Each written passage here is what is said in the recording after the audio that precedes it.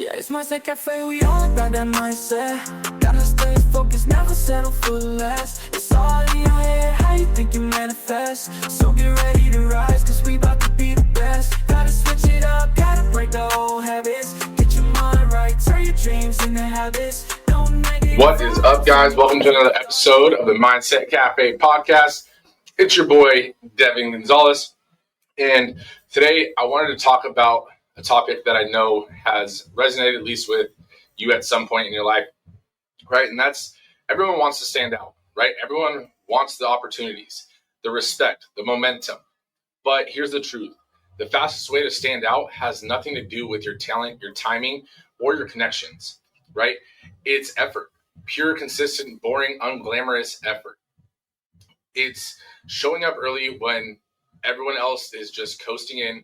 It's doing the extra research before anyone asks. It's remembering names. It's following up with things fastly, right? Someone texts you, text back fast. It's smiling when you actually greet people. Work ethic is the universal currency of respect. And it costs you nothing, to be honest. But if it can give you everything, this is something that we should maximize on. So today we're going to be talking about work ethic, right? Most people think that the hard part is just getting started, and it's not, right? That's the easy part. The easy part is getting started. The hard part comes when it starts to get boring, when the excitement fades, when the grind feels invisible and nobody's clapping anymore. That's where this episode really lives, and I want to really dive into those things today, into the quiet, into the grind, into that place where most people end up stopping, where the great gets separated from average, right? So today we're talking about effort, where the underrated edge that separates the ordinary from exceptional, and how to turn that habit that will outlast your motivation. So I want to start with what effort actually looks like, not just as an idea, but as a pattern that you can build in every single day, right? So this is one of those things, it's not fun, it's not easy, to show up and to be excited about what you have to do every single day. And that's fine, right? That's normal for everyone, right? I don't want to get up and, do most of the things that I do in a day, every single day, but you do it, right? Because you know you need to get it done. But effort is the fastest way to stand out.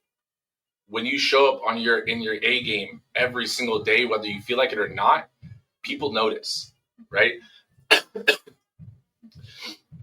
That sets your stakes, and that's what earns attention, to be honest.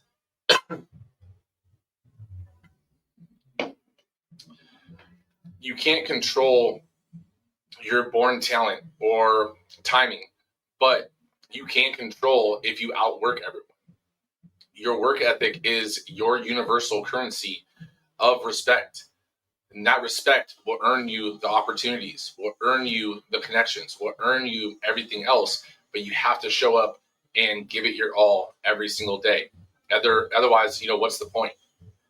Like we've talked about before, your time is the one thing you don't get back. So don't waste it doing things half-assed, right? So you have to realize that your effort, showing up every single day, it compounds.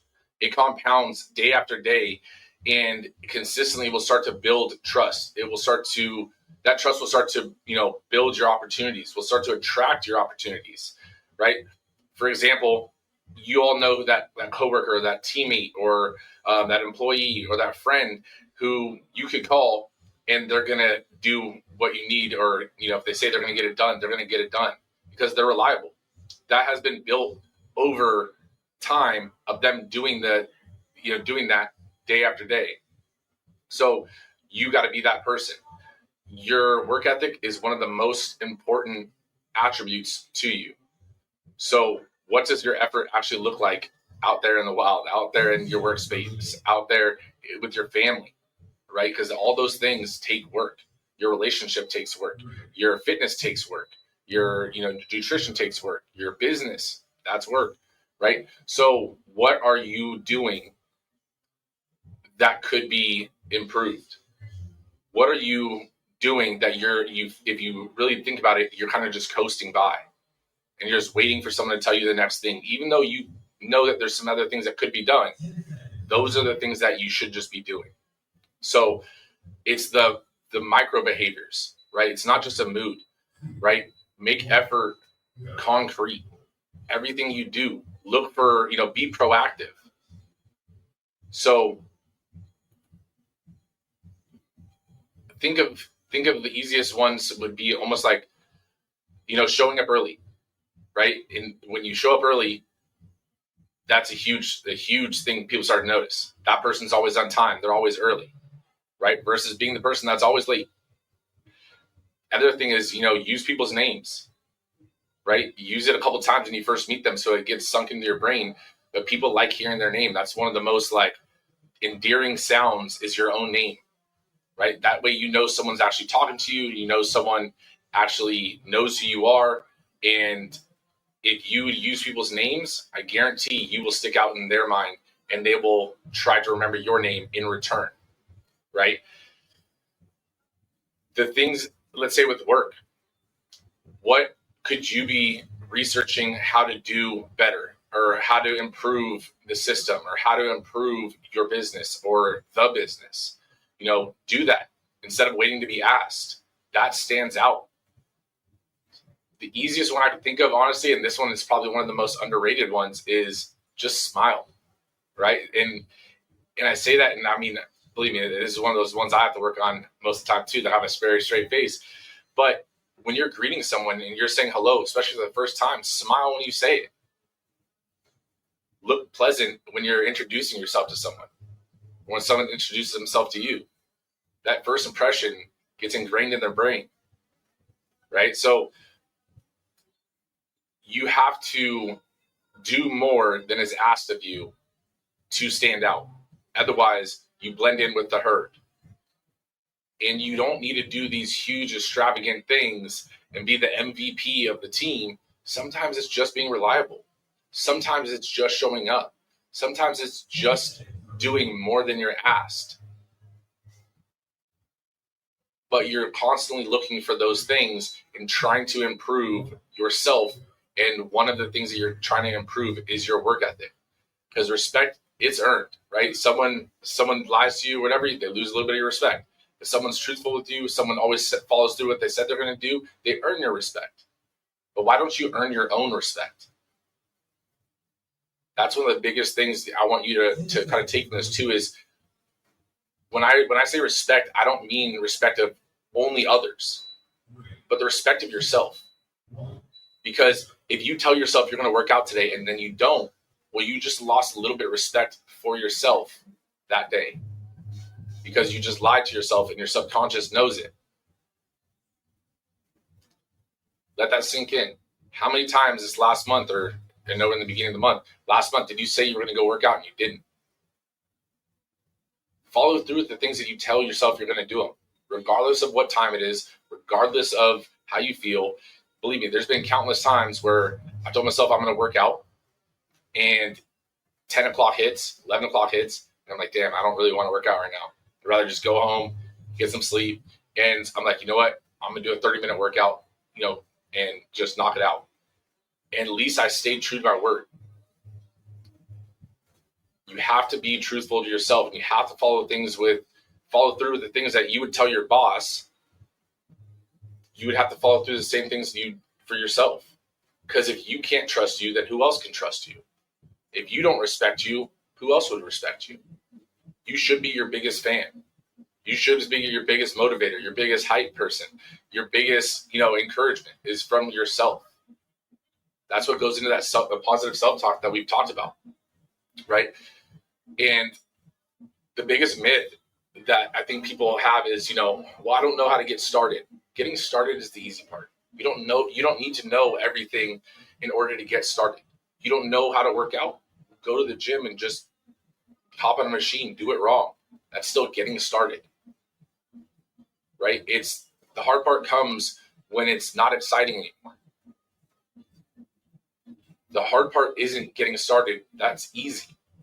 You can start right. You can start wrong. Getting started is easy. But it's exciting. It's that new thing when you get started, right? Your motivation, you're telling yourself, I'm going to do this, I'm going to do that. and everything feels like this glorious plan until the hard part hits. And that's doing the mundane. That's doing the things you have to do day after day after day. It almost becomes, repetitious and boring and monotonous. You're just like, man, like this is not fun anymore.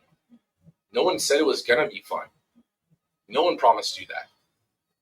You built that up in your head in the beginning. That's like a new relationship. Everyone that gets in a new relationship enters that puppy dog phase, where you're all over each other, and it's almost like you're in high school again. And then all of a sudden that ends, and now you're just in a relationship. Well, that's how it is with your goals as well.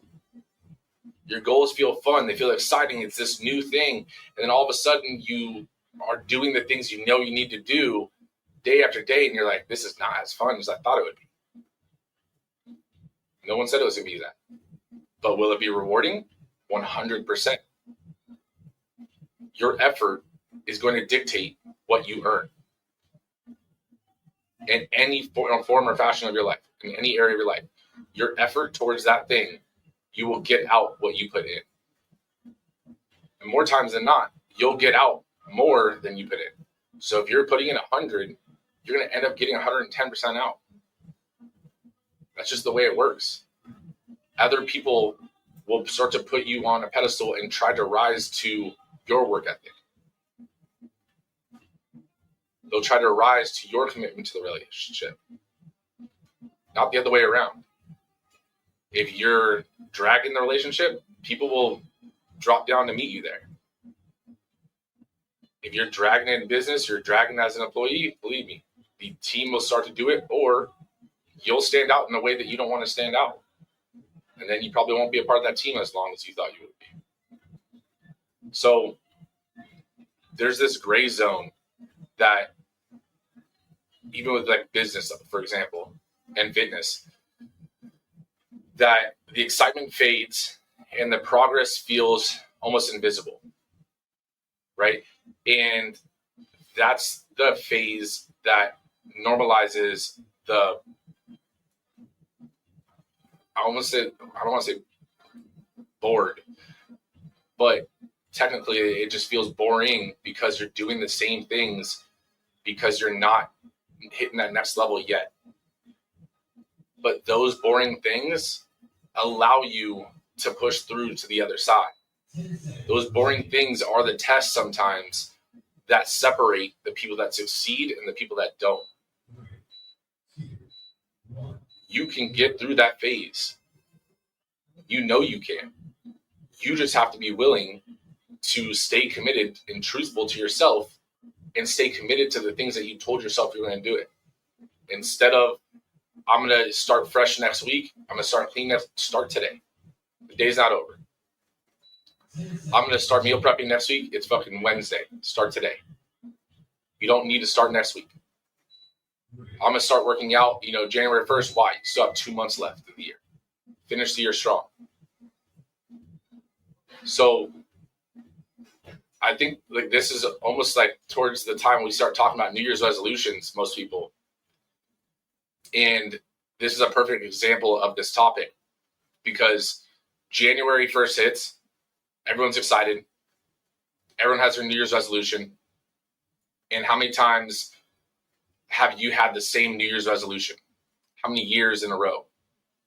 Why have you not succeeded that New Year's resolution? It's supposed to be different every year. And why are you waiting until January 1st to start on anything? January 1st is just a date on the calendar. What's the difference between January 1st and November 5th? Nothing. It's just your willingness to commit.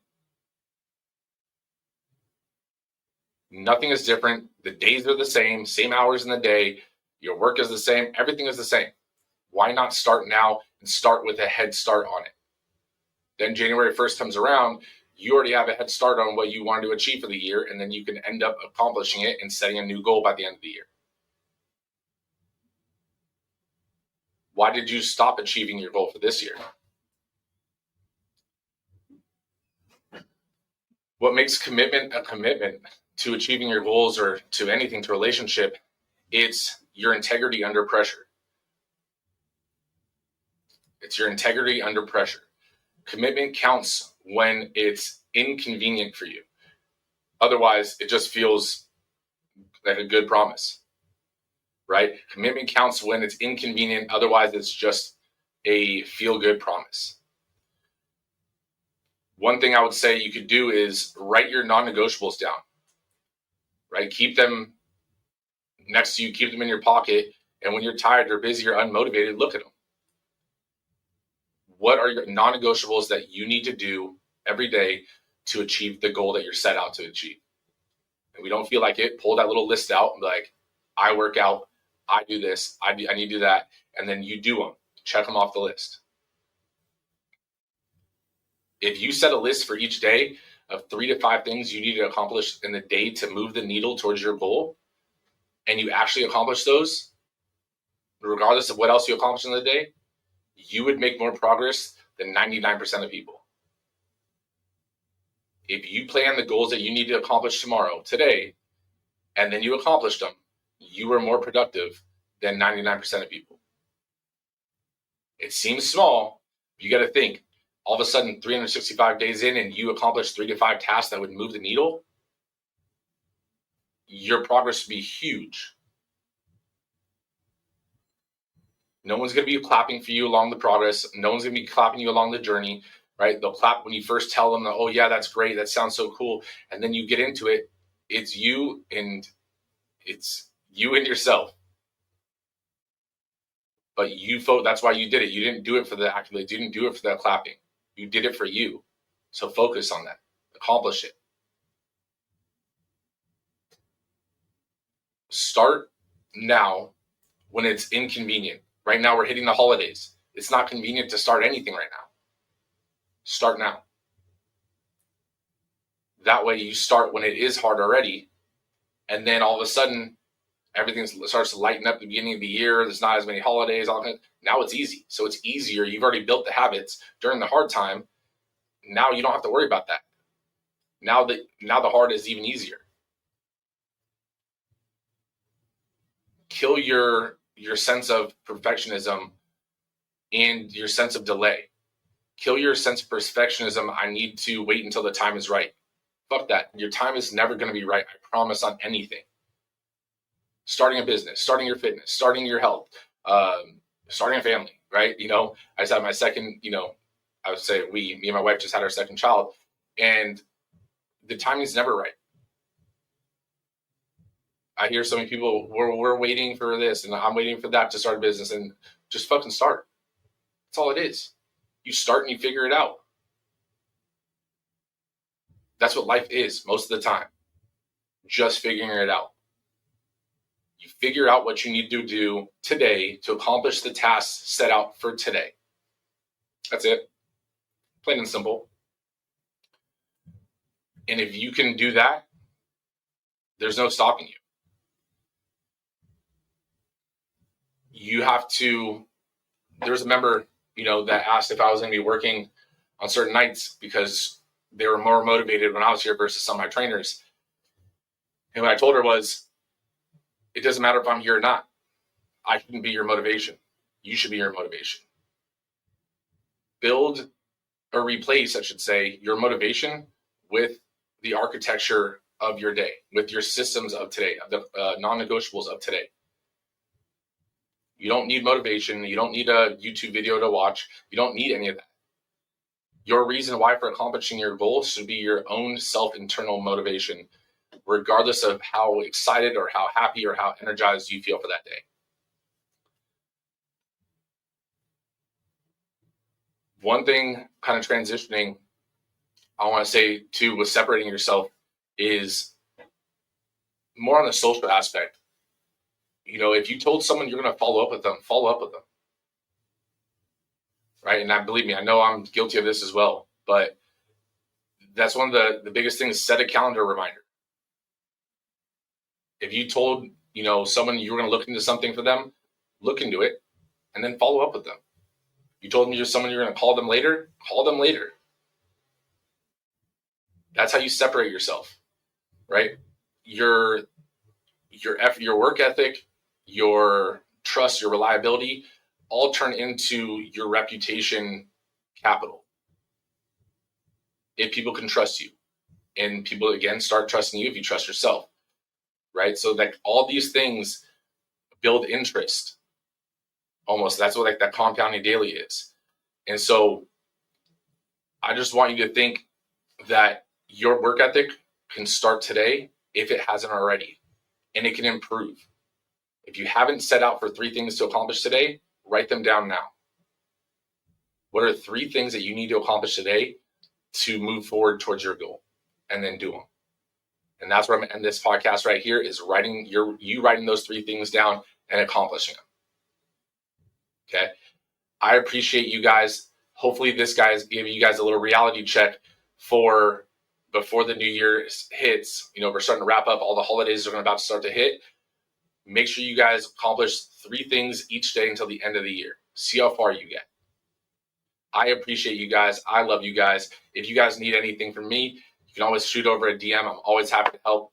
But otherwise, guys, make sure you guys leave a review. Otherwise, I'll see you guys on the next one. No negative vibes, only positive thoughts. 'Cause in the game of life, my